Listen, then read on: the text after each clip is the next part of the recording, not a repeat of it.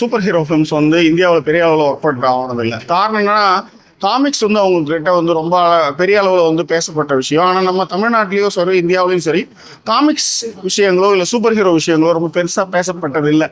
நிறைய super hero films வந்து நிறைய பேர் பண்ணியிருந்தாலும் கூட, சமீபத்தில்ன்றதை விட கொஞ்சம் நாட்களுக்கு முன்பாக மிஷ்கின் வந்து முகமூடின்னு ஒரு படம் பண்ணார். ஆனால் அந்த படம் பெருசாக சோபிக்கல. இப்போ மலையாளத்தில் கூட வந்து மின்னல் முரளி மாதிரியான படங்கள் வந்து பண்ணாலும் கூட, இப்போ லோகா அப்படின்னு ஒரு ஃபிலிமு மலையாளத்தில் வந்துருக்குது.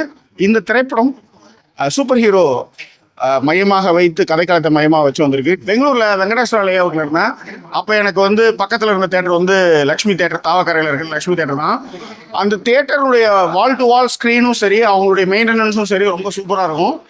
ஏன்னா குறைந்த செலவில் நிறைந்த பயன் அப்படின்னா நான் வந்து லக்ஷ்மி தேட்டர் தான் சொல்லுவேன், தாவக்கரை லக்ஷ்மி தேட்டர். ஸோ இந்த தேட்டர்லாம் இந்த படத்தை வந்து நான் படம் பார்த்தேன். துல்கர் சல்மானுடைய தயாரிப்பில் இந்த சூப்பர் ஹீரோ திரைப்படம் வந்து ரிலீஸ் ஆகிருக்கு.